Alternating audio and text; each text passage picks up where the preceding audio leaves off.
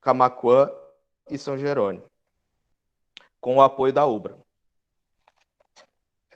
Primeiramente, gostaria de agradecer a todos que estão nos acompanhando, seja via Meet, seja rede social, desejando a todos boas-vindas. Tivemos inscrições de 9 estados diferentes do nosso Brasil e será um grande desafio apresentar nossa segunda live do projeto, que está acontecendo desde o dia 14 de julho, quando foi realizada a nossa primeira live. E acontecerá em mais 3 momentos, sendo hoje o segundo e os demais nas 2 próximas terças-feiras. Informo também que para certificação é necessário estar inscrito até o final da live, e que essa certificação será emitida após o dia 4 de agosto, quando encerram-se as lives. Também informo que é necessário e importante descrever a sua presença nos chats, com o seu nome completo, sociedade e estado. Gostaria de registrar aqui os representantes colaboradores deste momento, que está acontecendo por muitas mãos. Valéria Rosa Taborda, secretária Polo 3 de Maio. Tatiana Weber, presidente da Coperdon Hermeto, parceira de gestão do Polo 3 de Maio. Márcia Regina Schulz, professora presencial do Polo de Santa Rosa. João Vitor Rocha Menezes, coordenador do Polo Camaquã, de Rio Grande do Sul. E Jaqueline Boss, diretora do Polo EAD de Santa Rosa e do Polo 3 de Maio. Nosso convidado mediador, o professor Rodrigo Moreira, coordenador da Educação Continuada no campus de São Jerônimo. E o nosso convidado especial, diretor Elton Zilk, mestre em Educação, diretor do campus da UBRA de São Jerônimo. O tema da nossa live é o fenômeno do envelhecimento e suas representações nas políticas públicas de inclusão social. Então, agradecer a todos, pedir desculpa pelos probleminhas técnicos e eu passo a palavra ao professor Rodrigo, que vai mediar a nossa live. Boa noite a todos.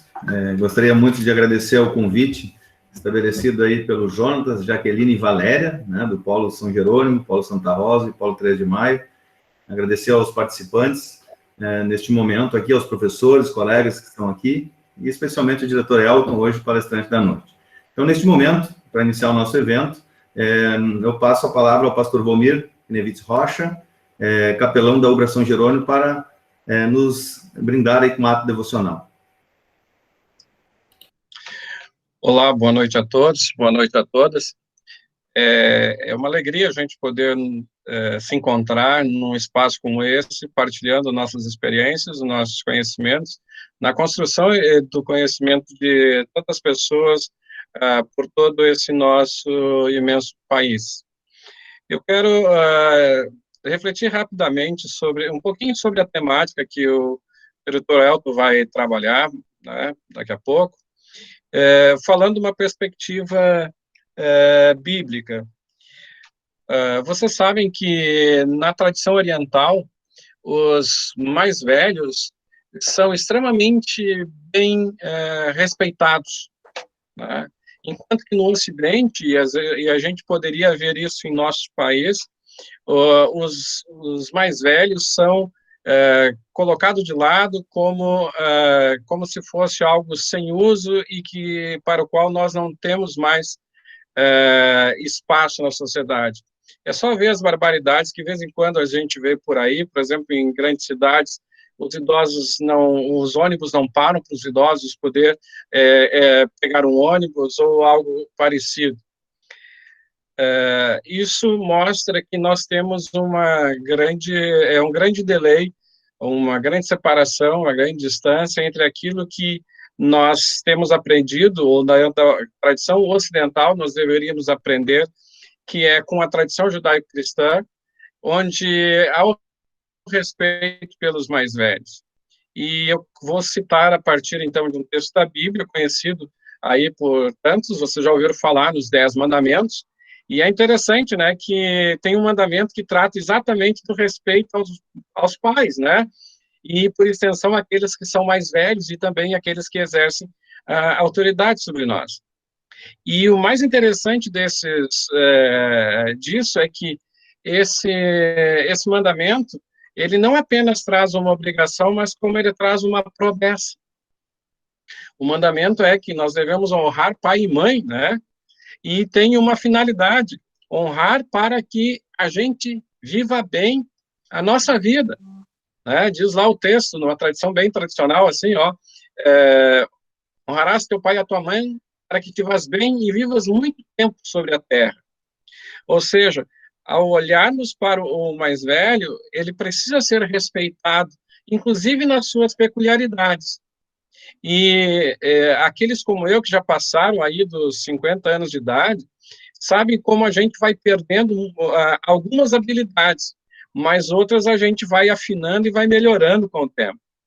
Nós talvez não tenhamos e não temos mais o mesmo vigor físico que tínhamos, né, quando tínhamos 20, 25 anos de idade, 27, né, Rodrigo, quando a gente atinge o auge da nossa força física, eu acho que é isso, né, ou por aí, né, perto disso, é o auge da nossa força física.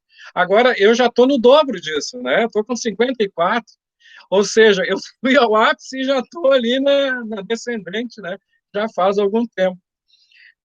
Mas uma das coisas que a gente precisa entender é que os mais velhos têm muito para nos ensinar, precisam ser respeitados, e são eles que nos dão o referencial. Tanto é que, quando a gente é apresentado os nossos documentos, né, o que a gente diz? É filho de quem, né? Quer dizer, o que nos dá sentido enquanto seres existentes é a filiação.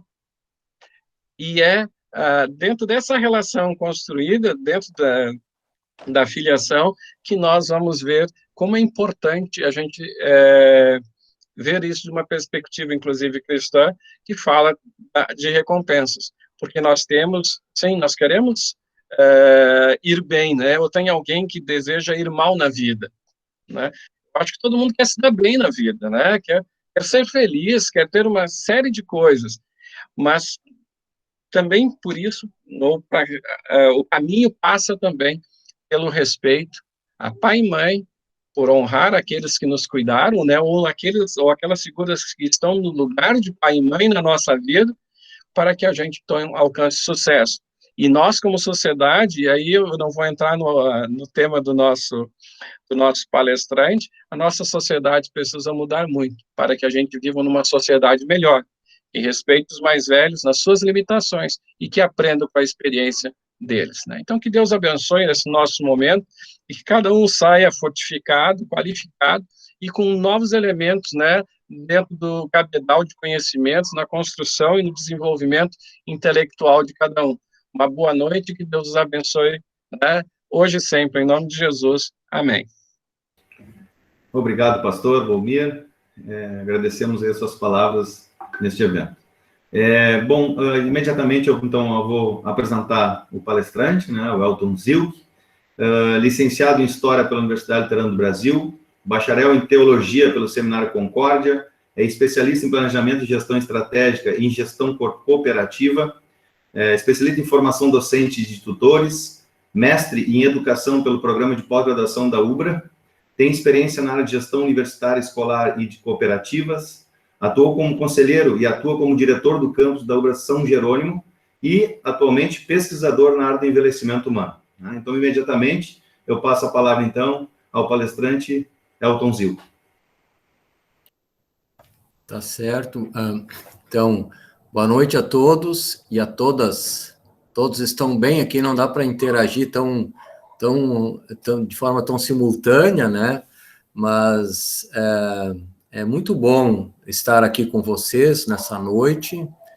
Eu saúdo, então, a todos de forma muito fraterna.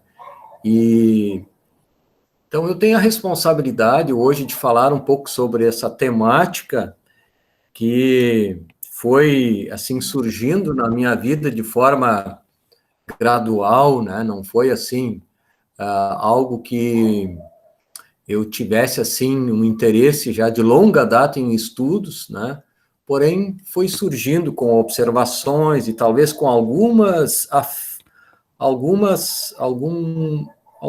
acontecimentos, talvez, que me afetaram de uma forma mais, digamos, afetiva, talvez, né, e que me despertaram, então, para essa temática de estudo.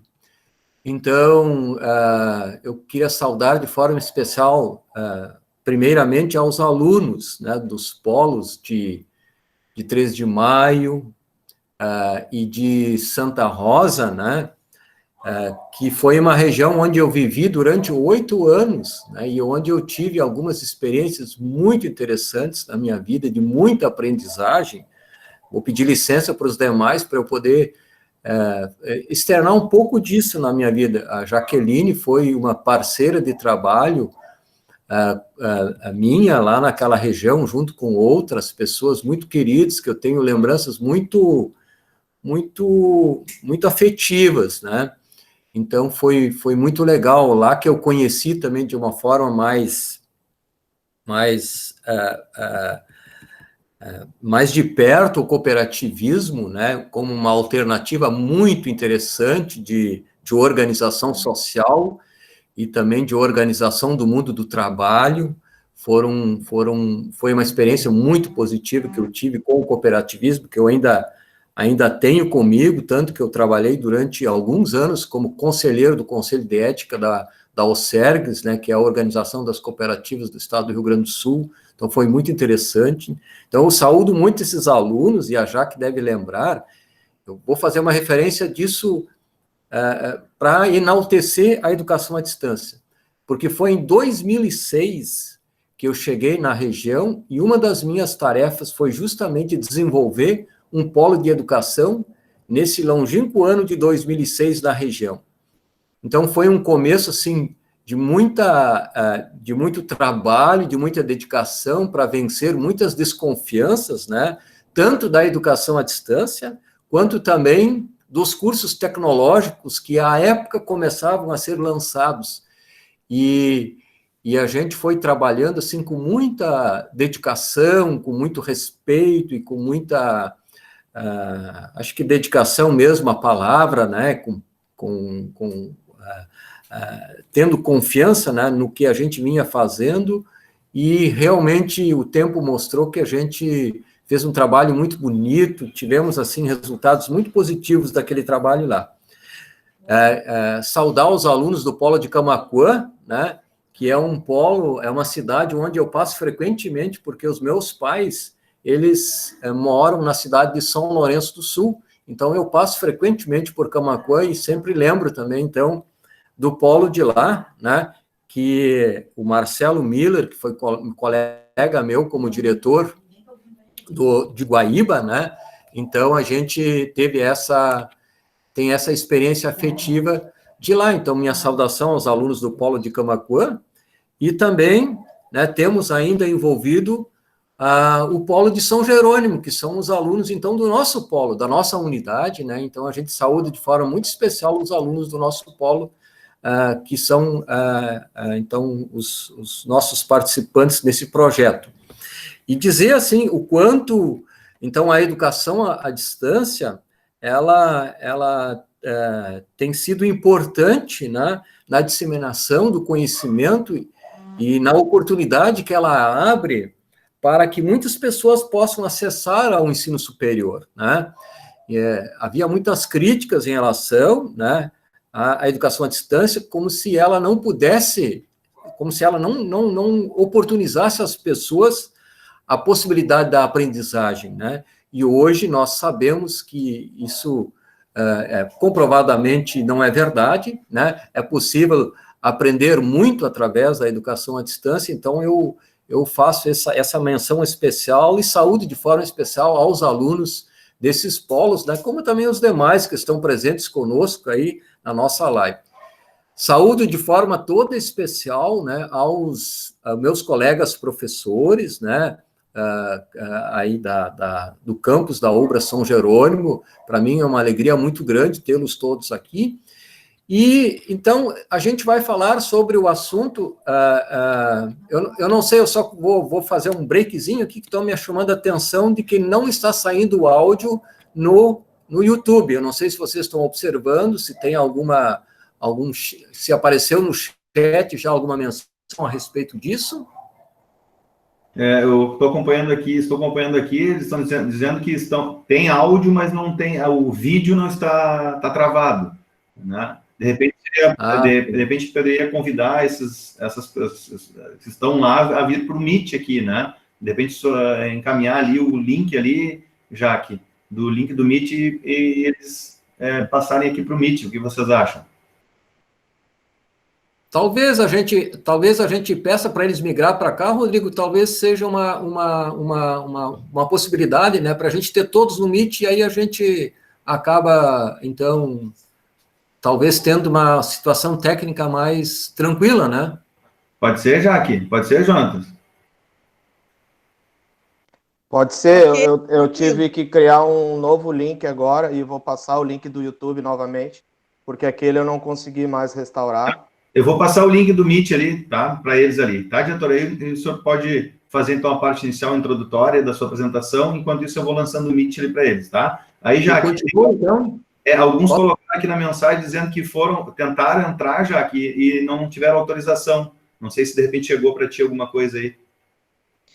Sim, eu saí e retornei já para poder também atender o pessoal, tá? Beleza, tá. Pedir para o pessoal ir migrando, e mesmo assim, Jonatas, lança o outro link lá, que se der qualquer situação, o pessoal está pedindo nas redes sociais, que se puder transmitir, daí a gente divulga nas redes, tá? Beleza. Tá bom, já vou. Obrigada. Vou fazer isso. Meu irmão Rodrigo, eu continuo, então? Beleza, continuamos então, diretor, na parte introdutória, tá? Bom, pessoal, então, vamos seguindo, assim, a gente vai caminhando, né, passo a passo, conforme a tecnologia nos permite, tá bom?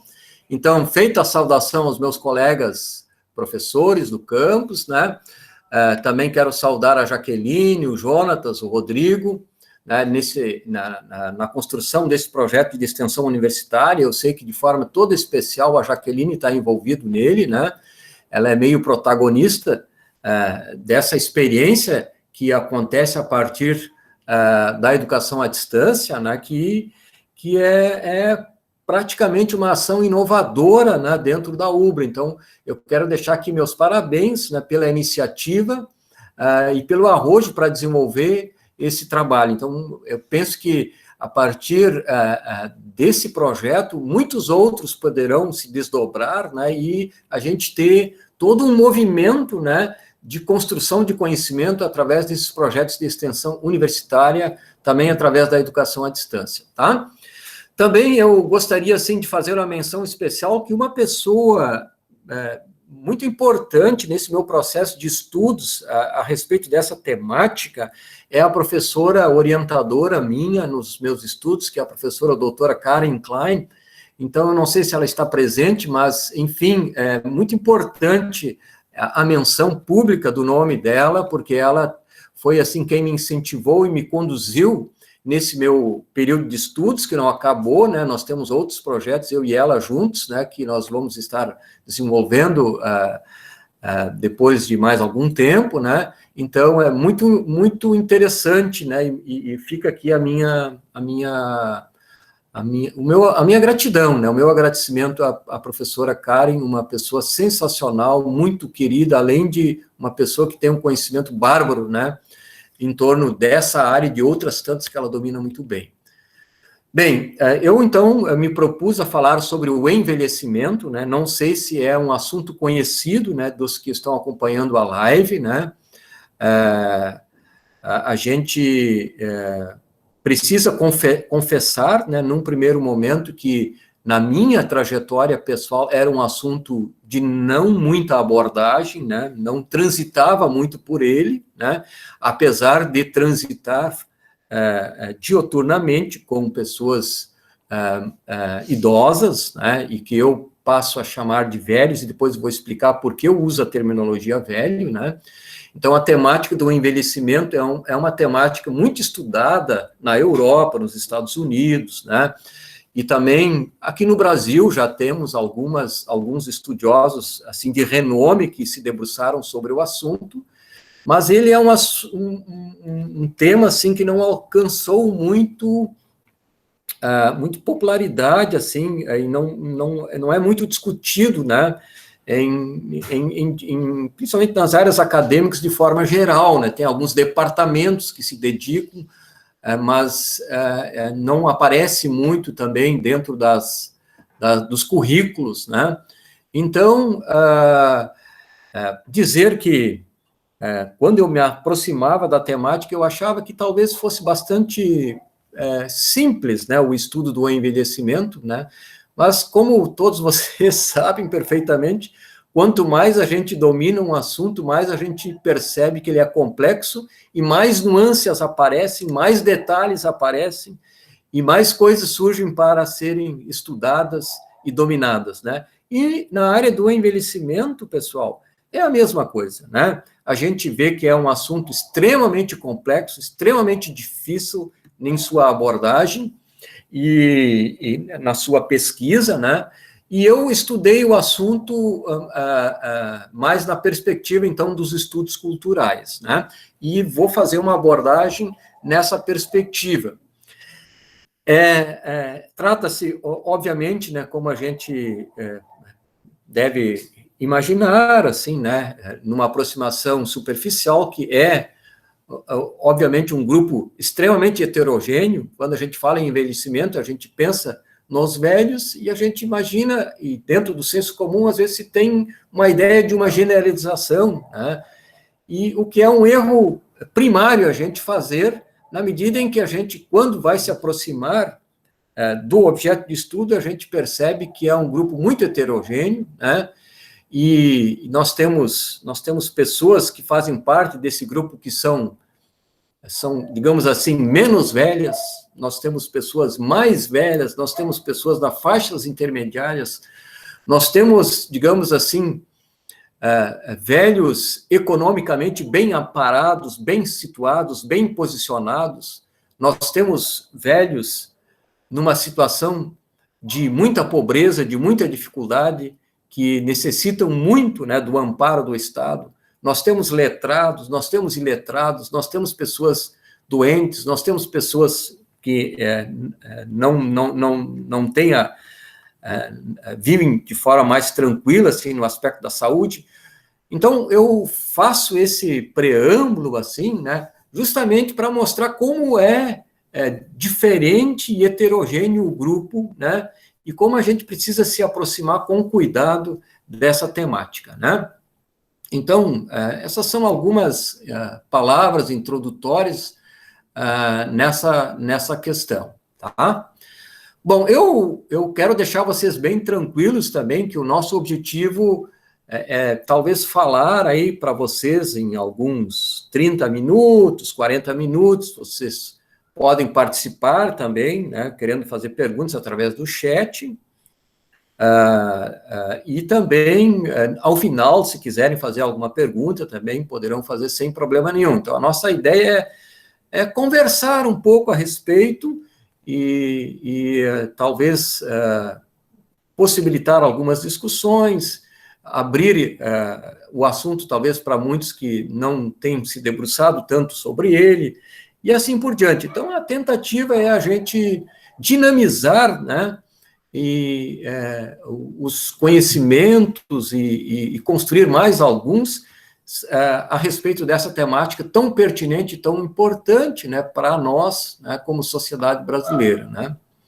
Como sociedade mundial, evidentemente, tem alguns países que vivem esse processo de forma muito mais já contundente, e existe uma consciência social muito mais forte a respeito de como a gente precisa se relacionar, mas aqui a gente vê que a gente precisa, talvez, eu não gosto de usar a palavra evoluir, mas a gente precisa se aprofundar um pouco mais a respeito da temática, né? Então, eu queria trazer inicialmente alguns números para vocês. Sim, Rodrigo? Não, até talvez já entrando no mérito da sua apresentação, eu percebi que o senhor trata sobre a questão da utilização da terminologia velho, né? Por que não idoso? Ah, sim, sim. Isso é uma questão bem interessante, né? Quando a gente começou a trabalhar com a temática, né? Então, realmente, essa foi uma questão que eu comecei a trabalhar, a fazer as pesquisas, e um dos envolvidos, né, nessa pesquisa, não foi a minha orientadora, foi uma outra pessoa, me questionou, né, por que eu estava insistindo em trabalhar com a terminologia velho, né, e não idoso, né.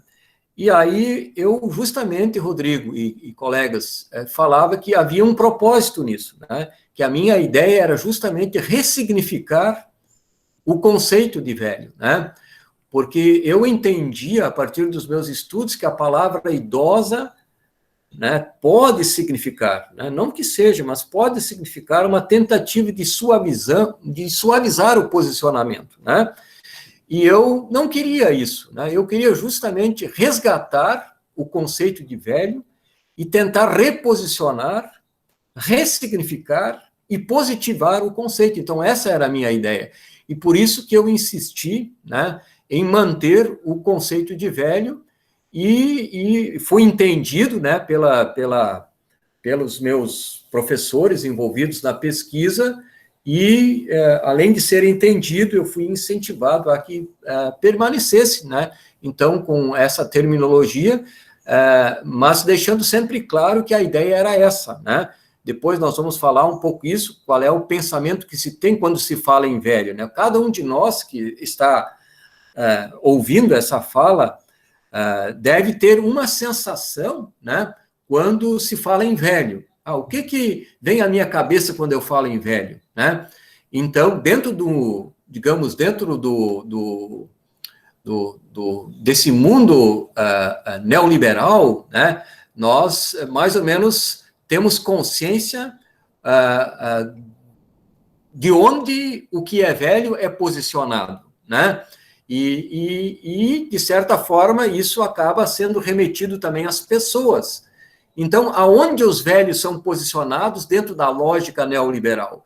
Então, eu quis justamente permanecer com esse conceito para que a gente tivesse a possibilidade de fazer um resgate nessa perspectiva, Rodrigo. Por isso que eu insisti, né? Bem, não sei se eu consegui, né, fazer esse resgate, pelo menos, né, imagino que sim, né, dentro do resultado que a gente conseguiu, né, dentro da pesquisa, né, mas que está só no começo, a gente tem um longo caminho ainda nessa pesquisa, né. Mas, então, eu não sei se as pessoas que estão participando conosco têm domínio, né, mas hoje, uma das justificativas para o estudo da temática são os números, né? Se nós pegarmos os dados do IBGE, nós vamos perceber que hoje no Brasil nós temos em torno de 30 milhões de pessoas com mais de 60 anos, né? Que é a idade que faz o corte, né? Então, imagina, são 30 milhões de pessoas. Isso perfaz mais ou menos 15% da população no Brasil, certo? Então, vocês imaginem o contingente que isso já é hoje. Desses 15 milhões, desses 15%, né, que perfazem esses 30 milhões, 2% de velhos, mais ou menos 2%, vivem na pobreza, né? Então, isso é muito importante. Quando eu falava para vocês que o grupo é heterogêneo e que para estudar o assunto é complexo, então, aí nós temos uma situação de complexitude, né? Imagina nós termos um contingente tão grande de pessoas que tiveram toda uma trajetória e estão ao final, estão nos últimos anos da sua vida, vivendo numa situação de bastante dificuldade, aonde de repente nem a família consegue fazer as vezes, né? Nem a sociedade mais próxima, e aí nós vivemos um contexto onde o Estado tem as suas dificuldades. Então, realmente é um problema que a gente vive. Segundo os dados do IBGE, mais ou menos em 2060, nós teremos aproximadamente 58 a 59 milhões de pessoas com mais de 60 anos. Ou seja, nós teremos algo em torno de 26% da população com mais de 60 anos, né? E que quando nós devemos chegar, segundo as projeções, com uma média de idade de 80 anos, né? Hoje nós temos uma média de idade de 72 anos, devemos chegar a 80, com um contingente muito grande de pessoas chegando a 90, 100 anos, né? Esse contingente de pessoas que vai alcançar 90 e 100 anos, certamente vai ser cada vez mais numeroso, né? Então, a média deve chegar a 80 anos, segundo os estudiosos, né? Então, esses números, eles são... Como é que a gente pode interpretar esses números? Por um lado, talvez eles sejam preocupantes, quando a gente pensa que, de repente, nós, enquanto sociedade e Estado, não estamos preparados para dar conta de uma demanda tão grande de pessoas, né, que vai compor esse segmento. E talvez vamos pensar um pouco sobre isso. Mas, por outro lado, isso é um avanço, isso é uma conquista, porque, afinal de contas, nós estamos conseguindo, né, uma longevidade que nós não tínhamos, né? Então, acho que a primeira coisa que talvez a gente devesse fazer, no meu modo de entender, é a gente se alegrar, né, porque nós, enquanto sociedade, estamos conseguindo, né, superar uma série de dificuldades que nós tínhamos e estamos conseguindo avançar em idade, né, na média geral. Então, isso é muito interessante, né? A questão é, nós, enquanto nação, estamos preparados para isso, né? Para atender essas pessoas, ou estamos criando um contexto sociocultural capaz de possibilitar qualidade de vida, talvez, para essas pessoas, né? Essa é uma situação que a gente se pergunta, né? Como é que nós, enquanto sociedade, estamos nos relacionando com esse fenômeno? E aí, eu e o Rodrigo, nós conversamos um pouco, né? E o pastor, ele fez uma escadinha, como ele disse esses dias, que eu fiz uma escadinha para ele, né? Hoje ele fez uma escadinha para mim, e a gente não conversou a respeito disso. Quando o pastor mencionava que, na opinião dele, ele identifica uma série de preconceitos, né, em relação aos idosos dentro da sociedade. E aí a gente pensou assim, Rodrigo, quem sabe a gente poderia perguntar para as pessoas que estão participando da nossa live se eles têm esse sentimento, se eles percebem algum preconceito em relação a esse grupo de pessoas. Então, eu vou passar a bola para o Rodrigo, que ele gostaria de fazer uma pequena dinâmica com vocês, para a gente identificar se existe ou não esse sentimento, né? Beleza, pessoal. Eu vou passar para vocês no chat ali. Vocês podem abrir uma aba no computador de vocês ou no celular, como vocês queiram, tá? Um número no mente.com. E aí vocês vão digitar aquele número. E aí vocês vão participar da enquete conosco, tá bom? Então é mente.com, certo? E o número é 254626. Está aí no chat aí, certo? Abra uma aba no computador de vocês e vocês vão participar conosco dessa enquete aí sobre o que vocês acham sobre o preconceito da sociedade em relação aos idosos, em relação aos velhos, certo?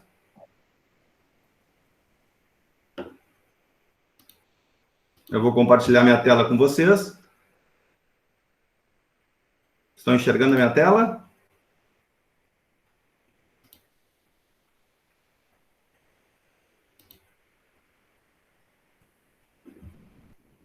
Estão enxergando a minha tela aí? Sim? Então façam a votação aí. Sim, não ou empate. Você identifica algum tipo de preconceito no âmbito da sociedade em relação aos velhos? Sim, não ou empate. Nós queremos a opinião de vocês, certo? Então, digita lá numa aba lá, mente.com, e assim que aparecer, digita 254626 e dê sua opinião.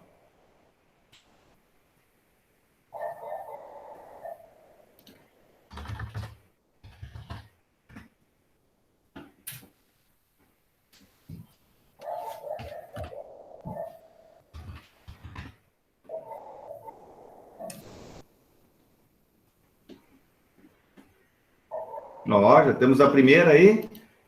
Primeira... Ó, 100%, Rodrigo. Vou colocar o número abaixo ali, ó. 25, 45, 26. Tá? Isso, 25, 45, 26. Digite o número. Eu botei 26 assim, ó. 25, 45, 26. Dê a sua opinião. Ó, 2 disseram que sim. Temos 3. Quem está no celular, utiliza o celular. Quem tem o computador, abre uma aba, né? E dê a sua opinião. Diretor, acho que nós podemos continuar, diretor. E aí, automaticamente, as pessoas vão seguindo ali. Ok? Tá bem. Tá bem. Então, as pessoas podem ir participando, né? E aí a gente vai identificando também qual é o sentimento que vocês têm, né? E que vocês percebem, talvez, no âmbito da sociedade, em relação aos velhos, né? Então, eu também me propus, assim, a falar um pouco sobre quais os ensinamentos, né, estão em circulação, né, na forma de como se viver a velhice, porque é preciso que todos nós entendamos, né, que de uma ou de outra forma, nós vamos nos constituindo ao longo da nossa trajetória, né, enquanto seres humanos, e nós, de uma ou de outra forma, vamos aprendendo a viver de uma ou de outra forma, né? Então, a gente também aprende a viver a nossa vida adulta, a gente também aprende a viver, vai aprender a viver a nossa velhice, né? Mas, eu estou vendo a professora Marjane, né? A nossa psicóloga, a gente... necessariamente, eu não preciso viver desta forma, correto? Eu posso viver de outras formas a minha velhice, ou qualquer fase da minha vida, né? Então, nesse sentido, é que a gente foi tentar identificar quais são os ensinamentos que estão em circulação, propondo um tipo de vivência de velhice. E isso eu fiz, então, na minha pesquisa, investigando alguns documentos governamentais, né, que me pareceram que poderiam ser alguns documentos, como a gente diz na pesquisa, alguns artefatos importantes que poderiam nos falar a respeito e aonde eu acreditava que eu poderia encontrar respostas bem interessantes. E me parece que, pelo retorno da banca, isso realmente aconteceu, né? Bem, pessoal, gostaria falar um pouco para vocês, então, da minha trajetória, assim, depois, quando a gente vai entrar um pouco mais sobre o assunto, né? Então, como é que eu acabei nessa temática do envelhecimento? Então, isso não foi por acaso, né? Não botei a mão numa cumbuca e tirei um papelzinho, e aí saiu o envelhecimento e comecei a fazer pesquisa a respeito disso. Na verdade, o que aconteceu foi que, há muitos anos, né, eu trabalhava como pároco, né, como pastor de paróquia, e uma das minhas funções era prestar, digamos, assessoria pastoral, né, para um grupo de terceira idade que funcionava numa dessas congregações, né, dessas comunidades. E era um grupo muito interessante, muito ativo, muito bem estruturado, e essa foi uma vivência muito interessante. Eu lembro que eu até participei de uma viagem, né, para a Praia da Pinheira, que foi muito interessante, né, porque nós tínhamos muitos grupos dentro daquela congregação, e haviam 2 líderes, então, pastores, e tínhamos o grupo de jovens e tinha o grupo, então, lá nós chamávamos de terceira idade, né, e eu e o outro pastor, a gente disputava, porque cada um queria ir com o grupo da terceira idade, que era muito mais tranquilo. Você imagina participar de um retiro, de uma viagem com os jovens e participar. Então, e aí eu tive ali umas vivências muito interessantes, e que eu nem percebia na época que foram me marcando tão profundamente, né? E também eu fazia visitas domésticas, né, para idosos que não podiam mais sair, né? Isso também foi uma vivência muito interessante, porque eu chegava, conversava com as pessoas, né, levava uma mensagem de consolo e de esperança. Isso foi muito interessante. Além da minha vivência familiar, e além também do meu exercício enquanto... E aqui a Jaque vai ser bem importante, né? Ela vai lembrar disso. Eu, durante 8 anos, atuei como diretor de escola básica, e eu ficava parado na frente da escola e eu enxergava as pessoas buscar as crianças. E o que eu identificava naquele processo todo? Eu identificava muitas pessoas idosas, né, buscando, muitos avós buscando os seus netos na escola.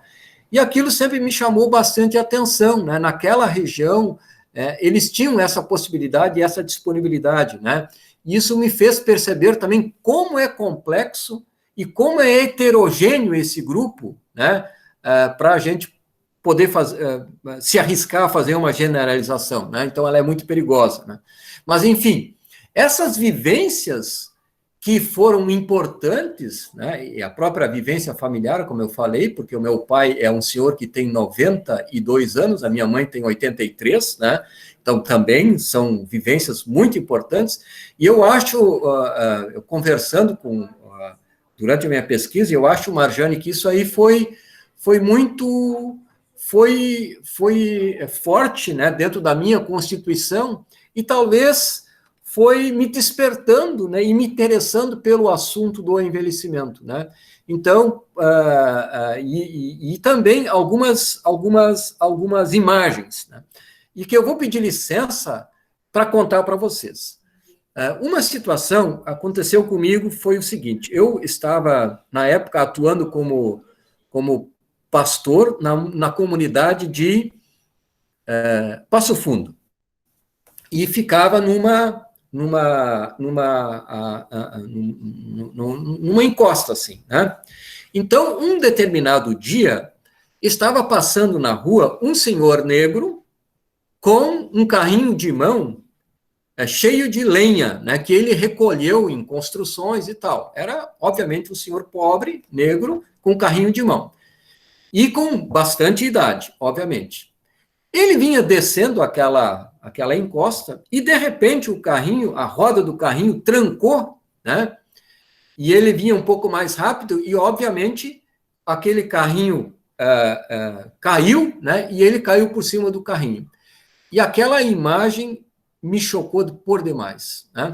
Porque eu fiquei pensando, cara, como é que pode isso? Uma pessoa chegar na idade que está, recolhendo isso, né, recolhendo lenha para certamente aquecer a sua casa, né, porque era um período frio, enfim, foi uma coisa que, enfim, tanto que até hoje ainda tenho isso na memória. Então, eu entendo que foram essas vivências que foram me amadurecendo para que eu chegasse a me interessar por esse assunto, e hoje eu tenho esse empenho maior, né, em estudar o assunto e também me envolver, né, com essa temática para poder conscientizar mais pessoas da importância desse tema, da discussão dessa temática, da abordagem dessa temática, e de uma ou de outra forma a gente se envolver mais, não só pelos números. Então, o que eu estou querendo dizer isso, não é só os números, mas também tudo o que acontece com esse segmento populacional que cresce tão rapidamente, né? Então, essa é a ideia. Então, e por isso também eu tenho usado o termo velho para justamente fazer essa ressignificação, né? E procurar mostrar que velho necessariamente não é descartável, não significa ser ineficiente, né? Quer dizer, nós temos que combater essa ideia de que velho não tem capacidade de aprender, né? Nós temos que perceber que velho, pelo contrário, ele é muito capaz, ele tem muitas condições, né? Então, infelizmente, dentro da sociedade, a gente tem esse pensamento de que velho é dispendioso, que é oneroso, que ele não tem capacidade de mobilidade, que ele enfim, todas essas coisas que vocês escutam todos os dias, né, e com o qual a gente se defronta cotidianamente, e nós precisamos, no meu entendimento, trabalhar justamente para desmistificar isso e tentar, então a minha ideia é justamente positivar o conceito, né, e trazer ele para um outro posicionamento. Certo? Eu não sei, Rodrigo, temos alguma questão aí? Desculpa, vou fazer uma consideração, diretor Elton, que nós estamos vivendo agora um período, né, bem diferente com a pandemia, né, e a gente sabe que o grande foco, né, dos cuidados em si são com os idosos, com os velhos, né, onde eles também digamos, são os mais afetados nesse âmbito. E aí a gente percebe, por exemplo, que existe, sim, parte de uma população que, né, jovens, que interpreta de forma, eu não vou transmitir para cuidar os meus velhos, né, os meus, o que é meu, né, e aqueles também que não os veem, assim, claro, não entrando nesse foco da questão do entendimento. Mas, qual é o sentimento hoje, por exemplo, dos velhos em relação quando você fala, você é o principal foco? Você acha que eles se sentem, assim, digamos, diferentes nesse quesito, pastor? Nesse, diretor Elton, assim, nesse entendimento porque a sociedade os rotula como sendo frágeis, né? E qual é o sentimento dos velhos em relação a isso? Como seria isso? O que o senhor hoje poderia dizer para a gente? Essa já que talvez seja uma das questões, né, que talvez é o prosseguimento, né, da minha intenção de pesquisa, porque eu até agora investiguei documentos que falam sobre, né, e eu quero falar né, eu acho que nós, enquanto sociedade, a gente fala pouco, a gente dialoga pouco com os velhos, né, justamente porque a gente acha que eles não têm o que dizer, né. Então, realmente é uma situação que a gente precisa, a gente não tem, assim, como identificar, né? A gente tem algumas vozes, né, que são desse meio, que se posicionam, né, e que não se sentem bem, obviamente, né? A gente percebe isso. Tem, por exemplo, um trabalho feito pela Miriam Goldenberg, né? Ela é uma antropóloga que estuda bastante o envelhecimento, né? E ela escreveu um artigo sobre os velhos, né, nesse contexto da pandemia, né? E na opinião dela, esse contexto de pandemia justamente veio acentuar ainda mais, né, o que ela chama de velhofobia da sociedade, né?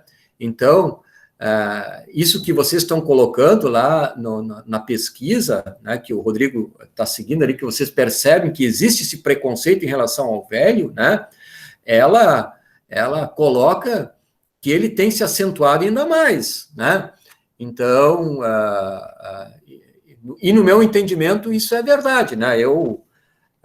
Com todo respeito, e eu não estou aqui fazendo política partidária, né? Mas, por exemplo, tu escutar alguém dizer, e daí?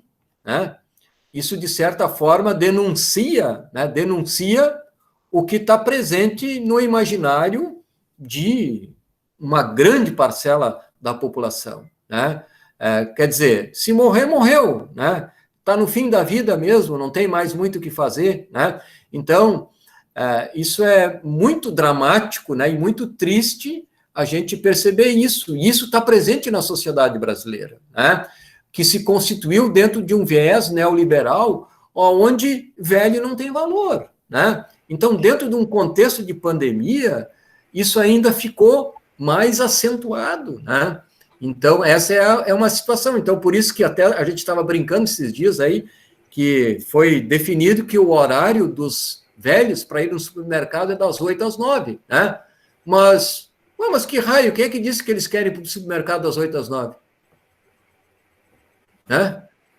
Então, diretor, por que eles têm que ir das 8 às 9? Elton, me permita também... Só para concluir, por que eles não têm direito de ir às 10, de ir a 1, ir a hora que eles quiserem?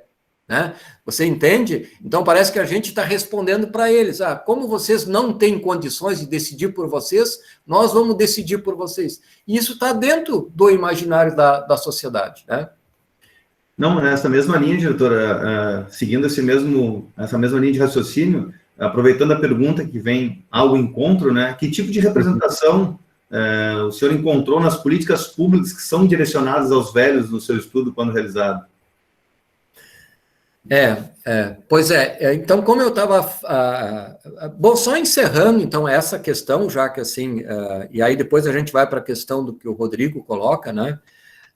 Segundo a Miriam Goldenberg, né? Então, ela, assim, vê com bastante tristeza a posição dos velhos dentro desse contexto de pandemia, né?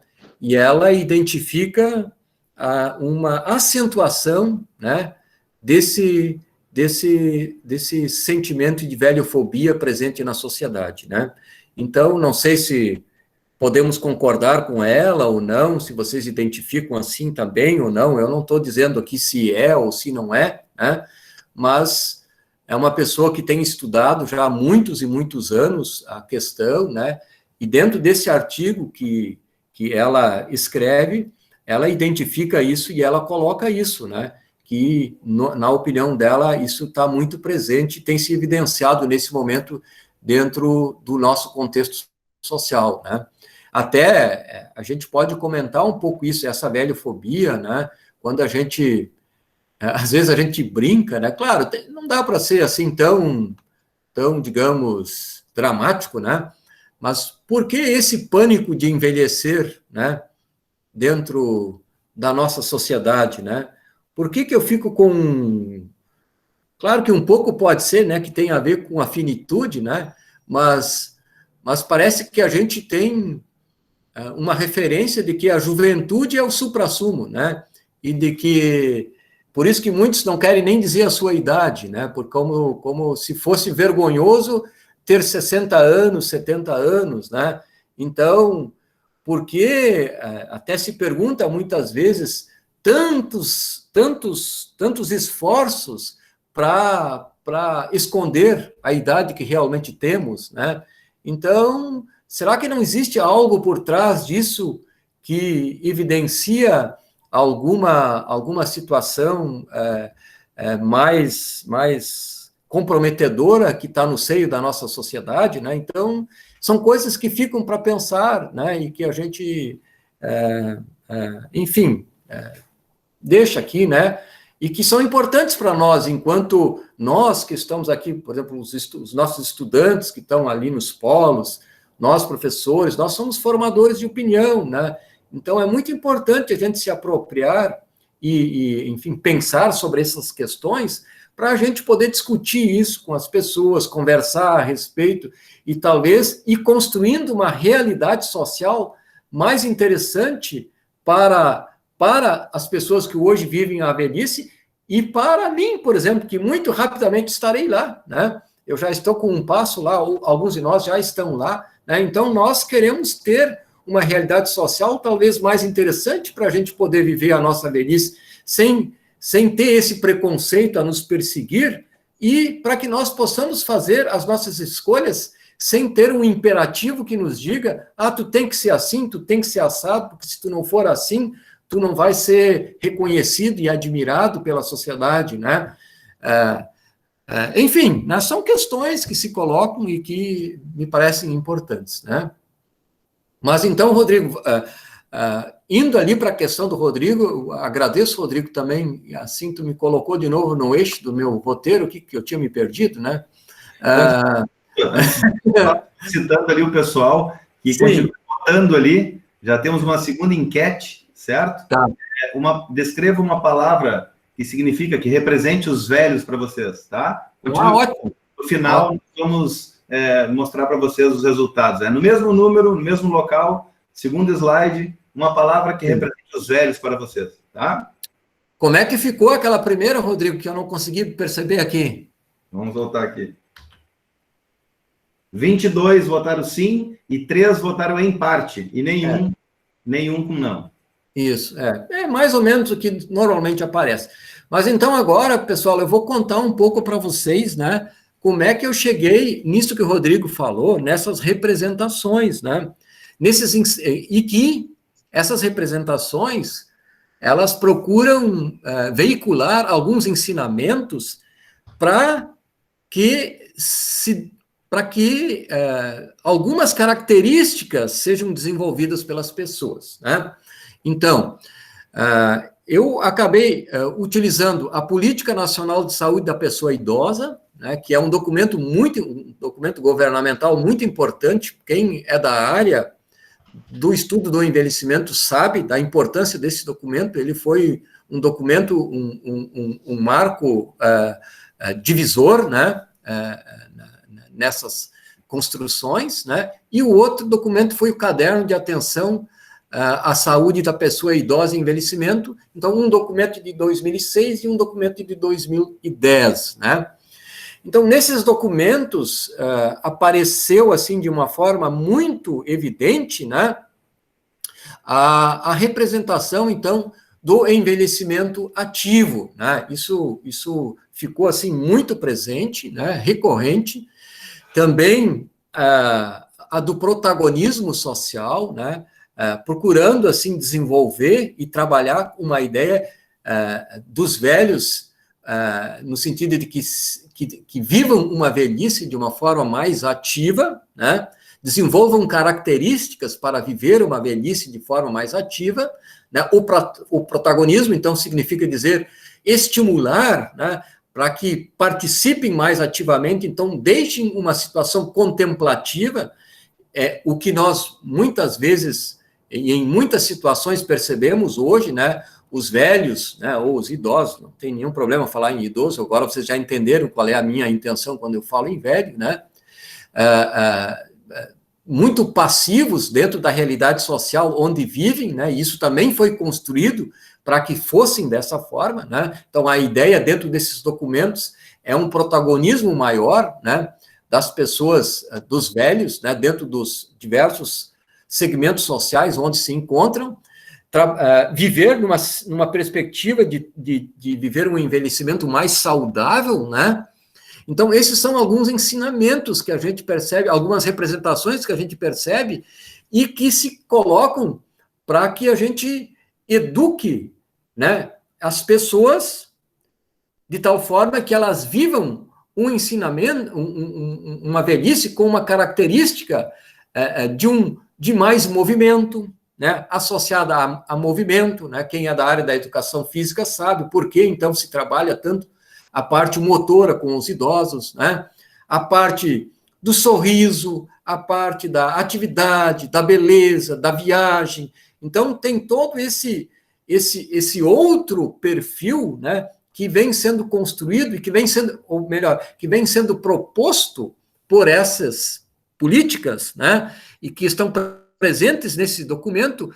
O problema é, no meu modo de entender, que elas se colocam, e aí eu e a professora discutimos muito isso, né, que elas se colocam quase que como imperativo, ou seja, se tu não é assim, se tu não te constituires como um idoso assim, tu não estás dentro da caixinha, né? Porque um idoso que se movimenta, que participa, que tem saúde, que viaja, ele é um idoso que, de certa forma, desenvolve as características que se alinham ao ideário que está em voga. Não sei se vocês estão entendendo. Qual é o ideário que está em voga? É o ideário neoliberal que, no caso, se alimenta da lógica do capitalismo. Então, é muito interessante, né, que também esse segmento social tenha possibilidade tenha condições de consumo, certo? E, nesse sentido, a Gita Debert, ela até, num certo momento, e ali a gente tem um paradoxo, né, ela fala sobre a questão de como, na medida em que os idosos ou os velhos, né, chegaram a conquistar a aposentadoria, como eles, de certa forma, conseguiram resgatar uma dignidade, porque a aposentadoria lhes possibilitou, né, um recurso financeiro que muitos deles não tinham. E esse recurso lhes deu uma certa dignidade, né? E os colocou dentro de uma lógica que estava ali proposta. Então, nesse sentido, muitos velhos, eles vivem num paradoxo, porque, de certa forma, vivem dentro de um contexto onde são marginalizados e vistos de uma forma preconceituosa, mas, de outra forma, eles são tolerados porque, de certa forma, dentro de um micro espaço social, eles são os provedores, por causa do seu recurso, e às vezes até por causa do seu teto, porque debaixo do seu teto vivem eles, mas vivem mais, às vezes, filhos, netos e tudo mais, e muitos, às vezes, são providos pelo recurso que advém desses velhos, né? Então, é muito interessante a gente ver a complexidade, né, desse movimento, né? Mas, enfim, Rodrigo, como eu estava dizendo, então, nesses documentos, a gente vê esse tipo de representação presente justamente para, no nosso entendimento, né, e não só no nosso entendimento, mas de vários pesquisadores da área, justamente para constituir um perfil diferente de vivência de velhice, né, que caiba dentro dessa lógica neoliberal. Qual é o problema disso? Isso é muito bom, isso é positivo. Quem não quer, por exemplo, que o idoso participe, né? É o que a gente vinha falando até agora, a gente quer que o idoso participe, né? Que o velho participe, e ele tem condições de participar, ele tem toda uma experiência, ele tem toda uma vivência, ele tem toda uma sabedoria que está presente aqui na nossa pesquisa, ele tem maturidade, ou seja, ele é recheado de potenciais que, infelizmente, nós, enquanto sociedade, estamos colocando fora, porque a gente é muito preconceituoso em relação a eles. Tanto que, agora que algumas empresas estão se dando conta disso e estão preservando dentro do seu quadro pessoas de mais idade, porque perceberam que isso é interessante, né? Mas até bem pouco tempo atrás, quem tinha 50 anos estava fora do mercado. Se desse o azar de ficar desempregado nessa fase da vida, pronto, né? Tinha que achar uma outra maneira de buscar uma subsistência e uma renda. E isso ainda existe, a gente sabe, né? Que é um movimento que é algo que está em movimentação dentro da sociedade. Mas, como eu dizia, então, a gente vê dentro dos documentos a intenção do Estado de certa forma, constituir as gerações futuras que vão viver a velhice dentro desse outro perfil. Mas o que a gente também identifica é que o Estado está passando a responsabilidade para os próprios idosos na sua subsistência, e a gente percebe um movimento consistente e regular, onde o Estado, de certa forma, se retira a sua responsabilidade de zelar por eles. Não sei se vocês estão me entendendo, né? Então, o que a gente percebe? Que muitas políticas públicas direcionadas aos idosos, infelizmente, elas não recebem mais, né, a cotação de verbas que recebiam, né? Eu posso citar um caso, por exemplo, Minha Casa Minha Vida tinha um percentual mínimo que tinha que ser direcionado para pessoas com mais de 60 anos. Então, se chegou até um percentual X, muito acima do que era exigido pela política pública da Minha Casa Minha Vida. Hoje, ele não alcança mais, né, o que era exigido. Então, e entre outras situações que a gente percebe que, infelizmente, o Estado, ele fez esse movimento de responsabilizar os idosos e os velhos pela sua trajetória futura, né?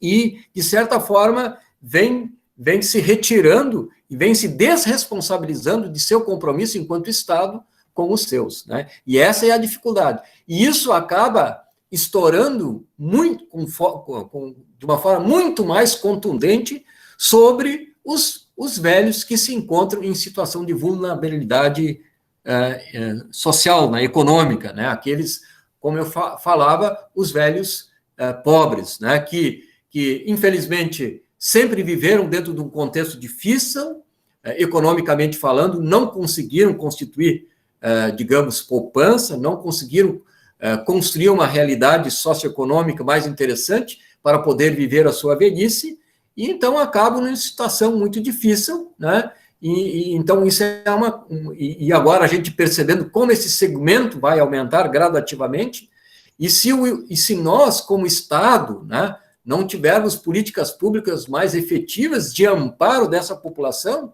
nós vamos ter, no meu entendimento, né, mas isso é, no meu entendimento, uma situação muito difícil para uma parcela muito grande de velhos que vai estar desamparada, né, como já está acontecendo em outros países, né? Então, por isso, nós, no meu entendimento, temos que ter tanto interesse e tanto cuidado com as decisões governamentais que estão sendo tomadas e que vão impactar diretamente na vida dos nossos velhos daqui a 5 anos, 10 anos, 15 anos, 20 anos.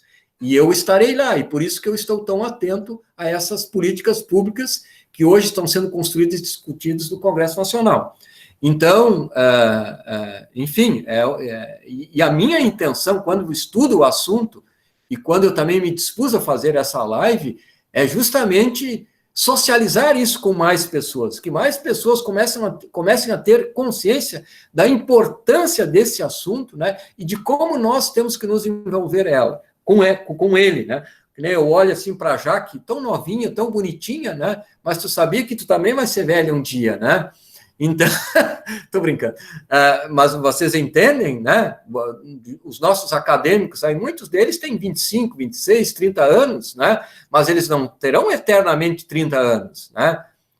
Também vão chegar lá um dia. E isso que é o mais triste e que a Miriam Goldenberg, no seu artigo, chama a atenção. E ela identifica que muito dessa velhofobia direcionada aos velhos é patrocinada, muitas vezes, por pessoas que já têm quase 60 ou mais de 60 anos. Que coisa interessante, né? Então... Diretora, fazendo, então, uma contribuição, acho que vem bem ao encontro aquilo que eu imaginava também quando eu fiz aquele questionamento. Então, a velhofobia, né? É interessante isso. E aí vem no chat o professor Fábio, ele nos traz, assim, que nós, quem sabe, né, a experiência dos mais velhos deveria ser mais valorizado, o professor Fábio Marques, aí, que ele se manifesta, né? Aí ele, logo abaixo, ele diz assim, não deveríamos acostumar as crianças a conviver mais com os idosos? E aí ele também cita, para diminuir a velhofobia, né? Então, professor, ele traz essa... Isso com certeza, isso são algumas iniciativas que, sem dúvida, nós, enquanto sociedade, temos que criar, né? A gente vê, assim, por isso que eu falei lá no começo, que não dá para generalizar. Nós temos experiências em alguns espaços familiares de muita afetividade na relação entre netos e idosos, né, entre avós, né? Nessa região aí onde tu vives, Santa Rosa, a gente nota muito isso, né? Eu até fiquei um pouco preocupado, né, com a nossa pesquisa lá, porque eu identifiquei que naquela região, talvez, o preconceito em relação aos idosos até é menor, né? Porque a convivência familiar é bastante forte na região, né? Porque a gente tem, assim, alguns indicadores que nos mostram, por exemplo, a vivência, a valorização da família, os valores advindos da fé, eles são bastante fortes na região noroeste do estado. Então,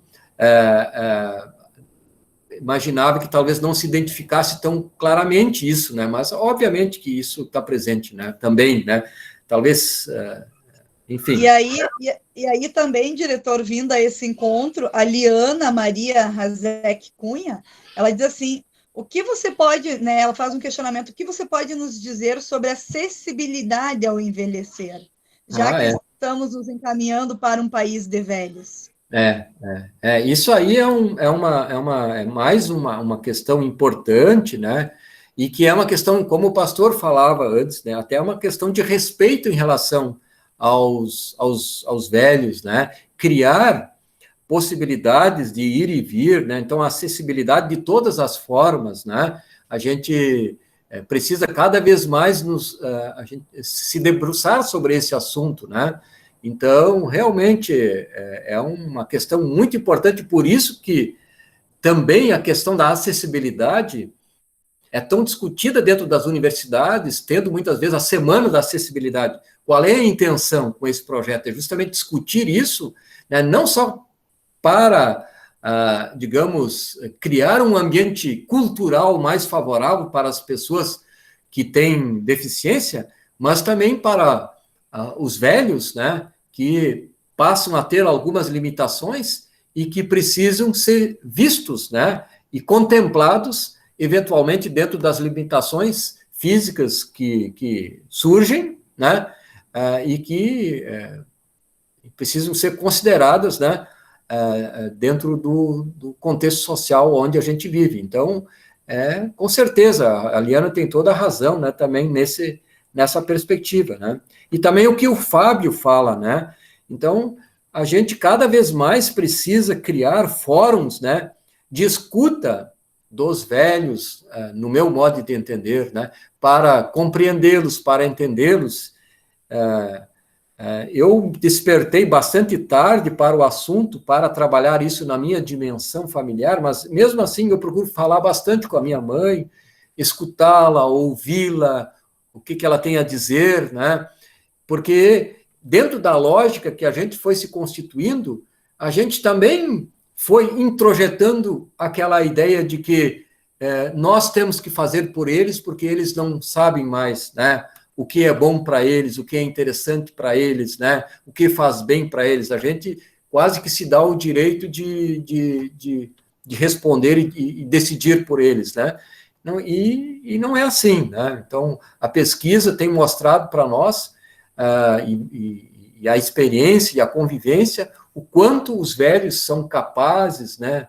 E têm condições de ser protagonistas, e têm condições também de aprender, né? Que é uma coisa muito interessante, porque existe esse mito de que a pessoa velha não tem mais condições da aprendizagem, né? O que também é uma falácia, né? Cada vez mais a gente percebe como as pessoas velhas têm uma capacidade de aprendizagem extremamente interessante e são extremamente perspicazes, né? E a gente vê muitas e muitas pessoas com mais de 70 anos aí, com proeminentes criações, e não só repetindo, mas criando, né, alternativas novas, sendo muito criativas, né? Poderíamos citar vários aí, o que mostra que esse pensamento não é acertado, né? E aí a gente tem também a pergunta do Marco Miller Trainini, que ele diz assim, como desconstruir essa construção de afastamento dos idosos do nosso meio social? Como poderíamos iniciar esse processo de transformação, trazendo aos jovens esta consciência de respeito e admiração pelos mais velhos? Qual é o caminho? Sim, aí essa é uma questão importante, né, sobre a qual a gente se debruça todos os dias, né? Então, existe, né, dentro do Estatuto do Idoso até uma prerrogativa de que deveria existir dentro do currículo da educação básica, né, algumas temáticas que tratassem sobre esse assunto e algumas dinâmicas que possibilitassem, né, essa vivência entre as crianças e os mais velhos, né? Isso está proposto ali, mas infelizmente a gente vê que na prática isso quase não acontece. Mas esse seria um caminho, né, de que isso ficasse como uma prerrogativa legal dentro do currículo, principalmente das séries iniciais, né, e talvez ali do ensino fundamental, para se criar uma cultura diferente. Essa que eu acho que é a grande sacada, porque a gente sempre percebe que o que altera, né, a cultura de uma sociedade é a educação, né?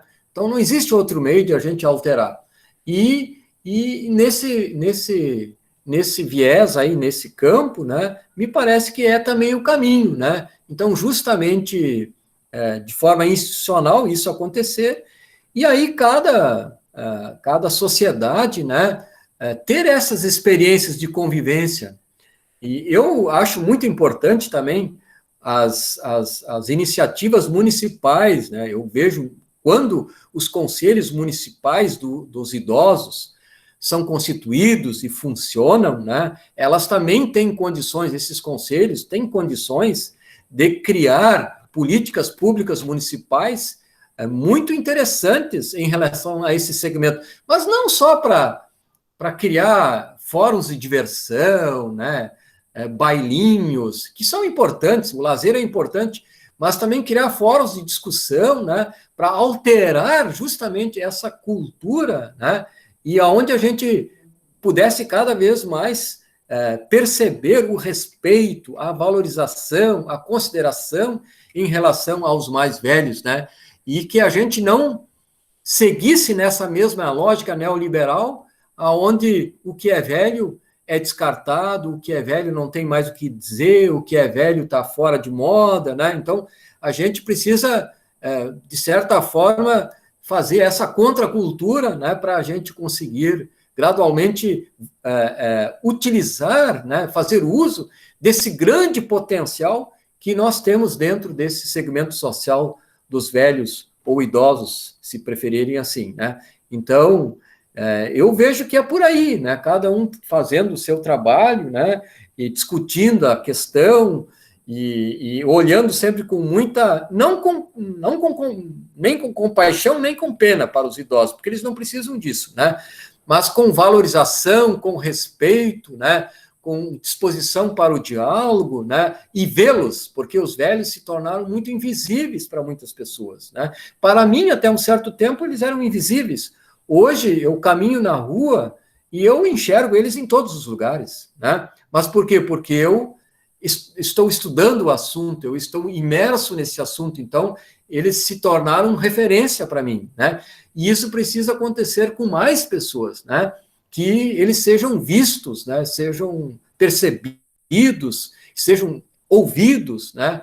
Nesse sentido. Então, esse é o esforço que a gente faz, né? E eu tenho um entendimento que as políticas municipais em relação a esse segmento são muito importantes, né? Assim como tem o Conselho Municipal de Educação, tem o Conselho Municipal da Saúde, tem o Conselho Municipal da Criança, precisa ter o Conselho Municipal do Idoso, mas bem constituído, né? E que seja atuante, né? Dentro das atividades que pudessem ser propostas para eles, né?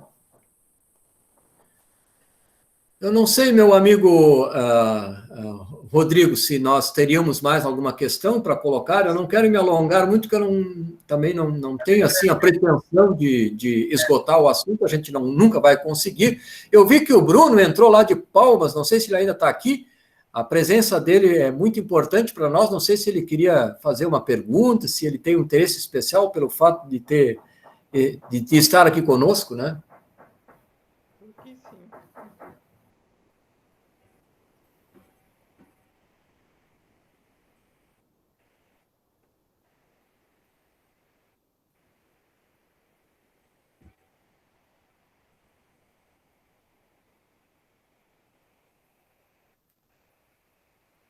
Muito bem, Rodrigo. Você teria alguma outra questão no chat ali colocada?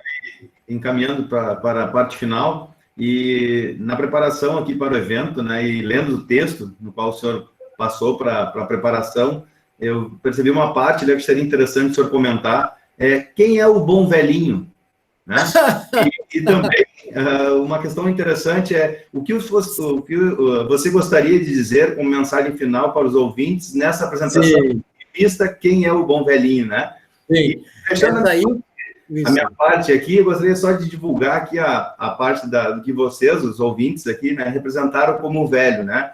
Primeiro, a que mais apareceu, experiência, né? A palavra que mais apareceu. Depois, sabedoria.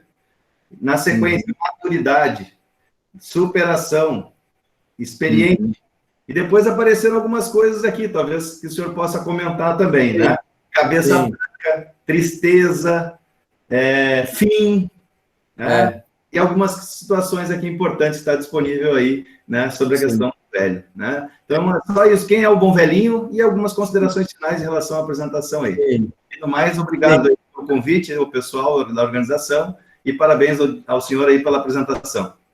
Sim, muito bem. Não, eu fiquei muito feliz, assim, pelo que aparece, né, quando se pensa sobre velho, né? E realmente vejo ali as palavras que aparecem, são muito significativas e muito importantes. Então, a gente vê que a maioria de nós que está presente aqui na live tem uma imagem muito positiva, e isso é importante, né? A gente ter essa imagem positiva em relação aos nossos velhos, aos nossos idosos, né? Bem, a questão do bom velhinho, isso aconteceu de uma forma muito interessante, né? Quando a gente estava ali em meio aos estudos, finalizando já, sabe quando a gente chega no final de uma dissertação que a gente já não aguenta mais, o Fábio passou por isso faz pouco tempo, né? Então, a gente fazendo as considerações finais, aí justamente, não sei como é que apareceu essa história do bom velhinho, né? Daí eu pensei, mas vem cá, quem é, então, o bom velhinho para esse novo ideário, né? Esse ideário neoliberal, né? Que se encaixa dentro desse ideário. E aí a gente conversava, então, justamente, o bom velhinho seria esse que desenvolve essas características, né? Onde ele consegue ser protagonista, né? Consegue participar da roda do consumo, né? Consegue se autossustentar dentro da sua caminhada, que não depende, né, da assistência do Estado, né? Então, esse é o bom velhinho, que se encaixa dentro desse, né? E esse é o modelo que está sendo proposto, né? E, infelizmente, uma grande parcela da população de idosos e velhos, eles não têm condições não conseguem se encaixar, né, dentro desse perfil, e mais uma vez acabam então sofrendo preconceito, né, porque não alcançam esse perfil desse bom velhinho desejado, né, e que se busca construir, né. E tu tinhas e as considerações finais, então, pessoal, para não me alongar muito mais, né, já são quase 9 horas, né. A minha ideia Diretor Elton. Oi. Sim, pode perguntar. Antes do senhor fazer as suas considerações finais, eu preciso trazer as colocações do chat do YouTube, tá? Ah, ok, perfeito. A gente reorganizou o chat, o pessoal está comentando lá, é muito importante a gente trazer, porque tem colocações importantíssimas. Entre elas, o Denis Fonseca, ele diz assim: sinceramente, nossos velhos foram e são nossa história, sendo perpetuado eternamente. Conheço muitos jovens que me parecem velhos e muitos velhos que, em tese, são jovens. Então, ele traz essa colocação, né? O pessoal concorda com ele, né? Eu gostaria de fazer uma interação direta em cima dessa questão, né? É justamente para a gente se dar conta, por exemplo, que a questão cronológica, ela é muito perigosa, né? Então, ela não é uma referência para nós classificarmos. A própria classificação é problemática, né? Então, ela nos traz muitas dificuldades, né? Então, uma idade que se coloca como corte, ela é uma fronteira que ela vai sendo borrada. Então, isso que ele coloca é muito pertinente, né? Então, a questão do ser velho ou ser jovem, isso tem muito mais a ver, né, com aquilo que a gente introjeta, né, e se coloca enquanto ser humano, né, e a constituição da gente dentro desse espaço de vivência, né. Ele tem toda a razão. E a Maria Marchetti também, ela diz assim que ela está adorando a fala, né, que o que está falando é a verdade e que é importante, né. E aí o Denis volta a dizer o seguinte: como bacharel em serviço social, né, como essas lives e seus conteúdos acerca de vários assuntos de suma importância me agregam e muito. Aí o Getúlio Lopes, assim, interessantíssimo e oportuno o assunto. Acompanhando os encontros, né, de semana passada, a Dariane Vale diz assuntos bem importantes, parabéns pela organização. Né? Isso. Vamos ver o que mais aqui tem. O Júlio Schenkel, tá? Ele traz o seguinte: o Brasil perdeu o trem da história, vai se tornar um país de velhos sem ter enriquecido, como o Japão, por exemplo. Isso. E aí o Denis Fonseca, ele ainda diz: me permitem um adendo em fazer essa colocação, mas esse assunto deveria ser uma constante na vida de todos, pois um dia chegaremos lá. Ou seja, o que não quero para mim, não desejo para o trem. Então, chegando lá, é necessário trabalhar a mentalidade hoje para desmistificar a velhofobia do amanhã ou no amanhã. Isso por aí. mais exercícios mentais hoje, por mais consciência e mais valorização dos nossos idosos, pelas suas contribuições acerca dos tempos. Então, essa é a contribuição do chat, né, dos nossos amigos que estão acompanhando lá pelo YouTube, pelo chat do YouTube, que o senhor pode fazer também uma consideração, se desejar. Não, perfeito, Jaque, é isso aí, agradeço as contribuições, assim, as observações, e realmente, né, a gente vê outras nações, como ele trouxe, né, que a nossa dificuldade, que talvez seja, talvez não, com certeza maior, né, para a gente dar conta dessa situação de envelhecimento populacional, porque a gente, economicamente, é um país com dificuldades, né? Então, outros países viveram esse processo de envelhecimento populacional numa outra situação econômica, né? E isso, como a França, como o Japão, como ele citou, e nós não, nós estamos vivendo esse processo dentro de um período economicamente difícil, né? Então, por isso que é mais urgente, mais importante que nós, enquanto sociedade, nos apropriemos dessa questão, né? A discutamos, né? Mais e mais, né? Para que a gente consiga construir possibilidades, né, mais interessantes, porque eu vejo que muitas famílias não vão conseguir dar conta. Muitas microsociedades não vão conseguir dar conta. E o Estado não está conseguindo dar conta. Então, o terceiro setor vai ter que atuar muito fortemente em algumas situações para ajudar nesse processo. Enfim, então é uma situação que eu vejo que ela precisa ser discutida para a gente conseguir, né, ter uma situação mais interessante para os idosos lá na frente. Mas eu vi o Bruno aqui. Bruno, uma curiosidade, você de Palmas, você está me ouvindo? Sim.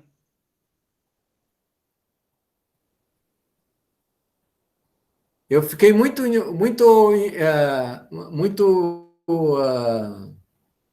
interessado, né, em conhecer o Bruno, que veio lá, que é lá do Tocantins, né? Tá bem, Bruno? A gente não está conseguindo te ouvir, mas fica aí o nosso abraço para você aí, tá certo? Beleza? Então tá. Então, assim, gente, acho que o nosso objetivo era esse, discutir um pouco o assunto, né, socializar ele um pouco com vocês, né, levantar algumas questões, né, e fazer com que a gente pense a respeito e enfim, e vá, né, também, quem sabe, se for de interesse, a gente evoluir dentro da pesquisa, cada um, né? Então, a minha ideia era essa, né? Eu até fiz um textinho aí para não esquecer, né? Então, o objetivo era que todos nós pudéssemos nos aproximar mais do assunto, né? Explicar a razão de eu usar a terminologia velho e velha, né? Procurando uma ressignificação, e positivar isso, né? E também perceber o potencial, né, inerente, né, nesse segmento social, e talvez ter uma escuta maior de seus quereres, né?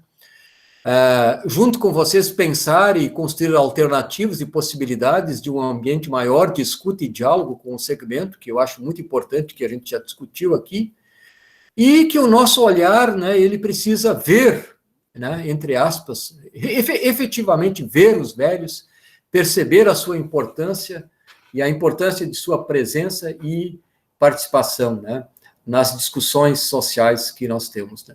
Então, basicamente, assim, a professora Jaque era isso, e Rodrigo, mediador, né, era isso que eu queria trazer para vocês, né. Agradeço muito, assim, aos organizadores, agradeço aos meus colegas, professores, nem imaginava que vocês iam estar presentes hoje de noite aqui, né, prestigiando a gente, muito obrigado aí pela presença de vocês, né.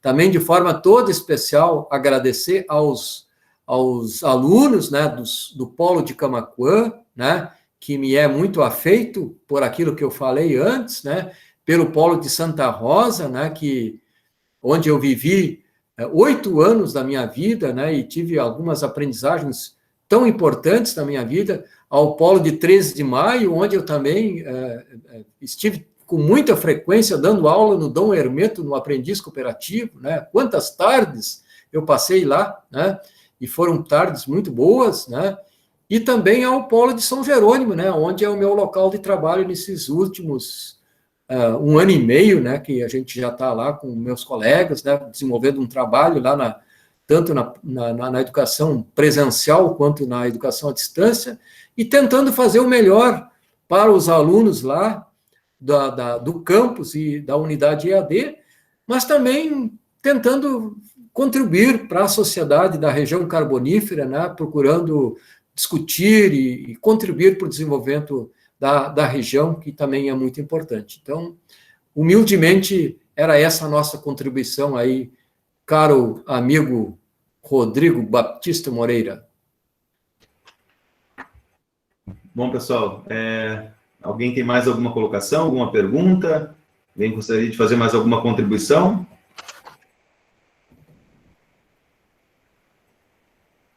Bom, se não, Jaqueline, agradecemos, então, gostaria de passar a palavra à Jaqueline, ao Jonatas e à Valéria, né, inicialmente fomos os organizadores do evento, não sei se eu estou esquecendo de alguém, Jaqueline, poder me ajudar nesse final, mas agradecemos a participação de todos e, automaticamente, passo a palavra, então, a Jaque e ao Jonatas para o encerramento final.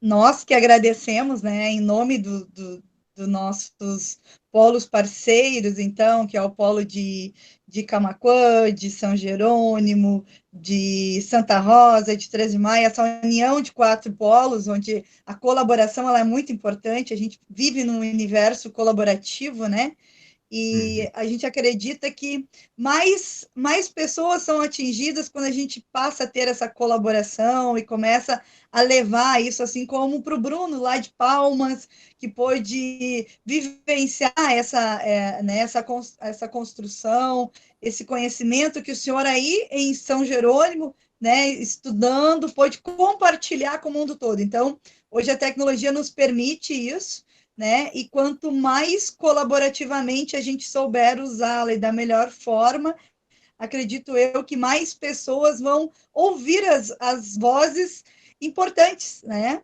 Então, é importante falar sobre isso, né? É importante falar sobre envelhecimento. Vamos chegar lá, como o senhor disse, vamos todos chegar lá. E eu digo assim que parte do que os jovens são, né? O meu pensar, por exemplo, é a construção ou é o conhecimento daquilo trocado, daquilo que foi ensinado ou aprendido com um velho, né? Vamos usar essa palavra aí. Então, hoje os velhos, eles são, sim, né, parte do conhecimento que os jovens, que as crianças, que a gente traz conosco, eles são parte de nós, né? E a gente precisa valorizar e precisa explanar isso para a sociedade, sim, assim como outras vozes precisam ser ouvidas, outros debates precisam acontecer, a gente precisa trazer também a questão, a situação, a temática do envelhecimento humano. Então, acredito que, não sei se o Jonatas vai querer também fazer a contribuição dele, mas, em nome do projeto de extensão, né, nós agradecemos aí o professor Rodrigo, né, e o professor diretor Elton, por estar conosco compartilhando esses conhecimentos. Aprendi muito hoje, né, acredito que muitas coisas, às vezes, a gente sabe, mas como é importante resgatar isso, falar sobre isso, trazer à tona isso, né? E multiplicar isso. Então, fica o meu agradecimento, a minha gratidão, diretor Elton. Tá certo. Contigo, Jonatas. Gostaria muito de agradecer a participação de todos, agradecer ao diretor Elton, que trouxe essa fala muito enriquecedora para todos nós. Aprender muito com ele durante essa fala, agradecer ao professor Rodrigo também, que fez a mediação, e pedir desculpas mais uma vez por algum incidente que ocorreu no início da transmissão, mas isso só quem faz ao vivo sabe os problemas que podem ocorrer. Então, a gente está começando agora, estamos engatinhando, mas a gente não se priva de tentar. A gente está trabalhando, está aprendendo, a cada transmissão a gente aprende. Então, acredito que hoje tivemos algumas falhas, mas peço desculpa a todos e espero que todos, no fim, tenham aproveitado ao máximo as palavras do diretor Elton. Então, em nome do Polo de São Jerônimo, eu agradeço muito a participação de todos. Obrigado. Isso aí, obrigada a todos, uma boa noite e nos encontramos na semana que vem, né, no nosso encontro, então, de gestão estratégica, né?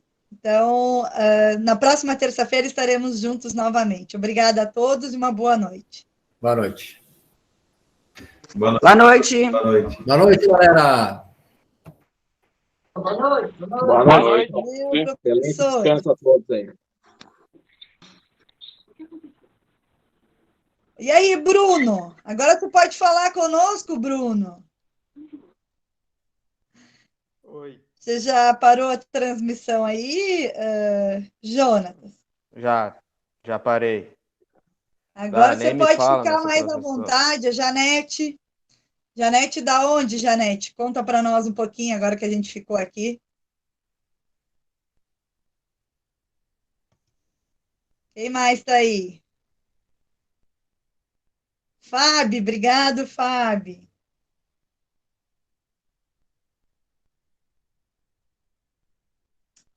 Alessandra, professora Alessandra, coordenadora do curso de Direito também. Obrigada.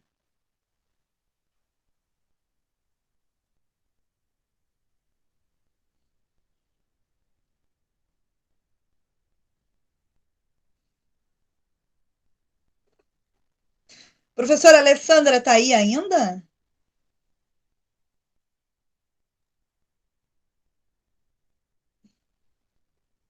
Hein, professora?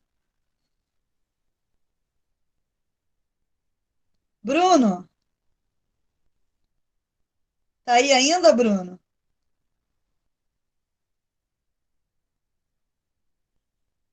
Saiu já. Boa noite, pessoal.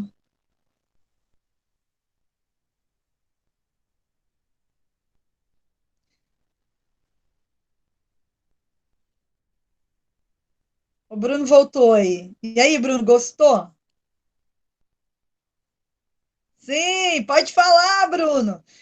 Quer falar em Libras, Bruno? Tem a Prof. Magda aí, a Prof. Magda interpreta para nós, ela é fera em Libras. Brincadeira, mas eu vi que você ficou aí no sinalzinho. Pode falar, fica à vontade.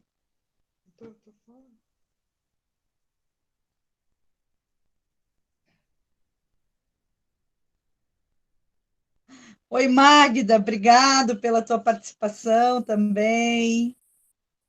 Prof. Magda. Bah, Prof. Magda, a gente vai ter que pensar nessa acessibilidade, né, para o futuro.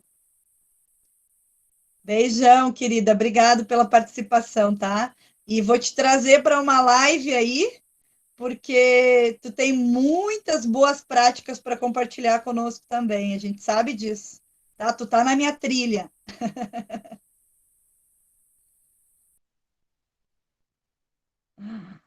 Ai, obrigada.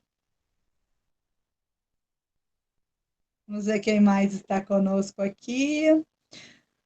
Professora Alessandra, do curso de Direito, continua conosco?